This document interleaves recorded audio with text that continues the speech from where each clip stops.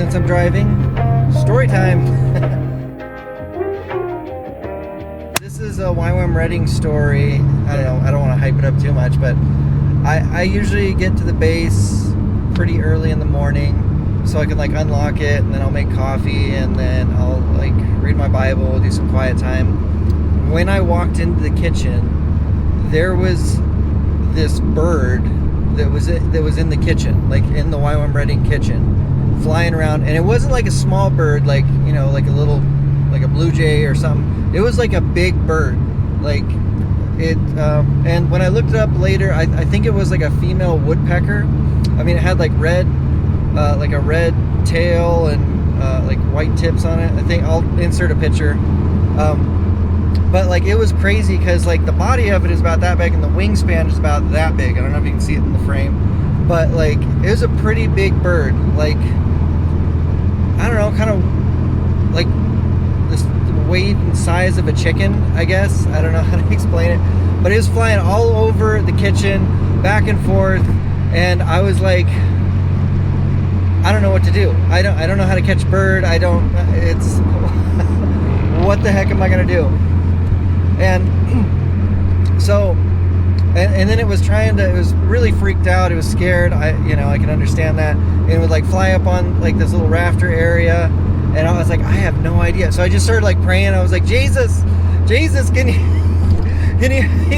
I believe you could do anything. Can you have that bird just come and like sit on my finger, just like, what was it, Snow White or Cinderella? You know how she would like sing to them and then would like sit on their hands. I know it sounds ridiculous, but I was like, Jesus, you can make this happen. Lord, I believe in you. Can you make this bird like calm down and like just, so I can grab it and then put it outside, because I didn't know what to do. Oh man, my arm hurts. That didn't work. I mean, I still believe Jesus can do anything, but he didn't have the bird come and like sit on my finger and I could walk it out or anything. But that would have been awesome.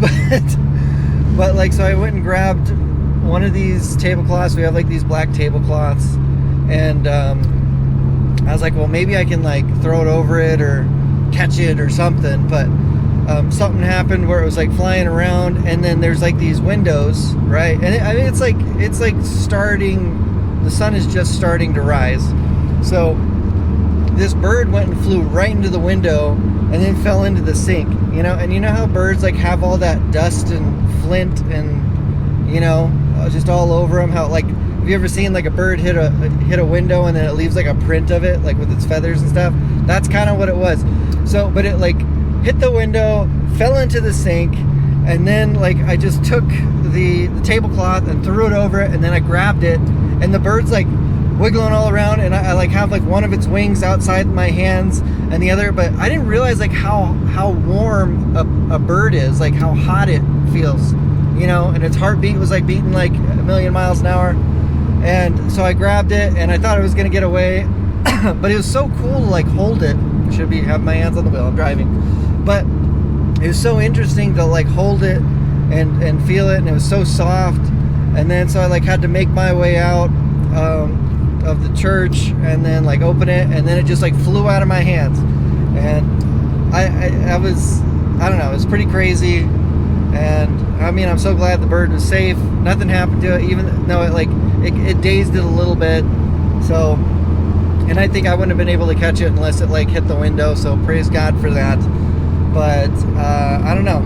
That was an unexpected story. I wish I would have like vlogged it, like video, but I was like so like in the moment, like I wasn't thinking about like grabbing my phone and videoing. Plus it was like 5:30 in the morning, so it's like, ugh. It's crazy. But that was, there you go, my Ywam Redding bird story.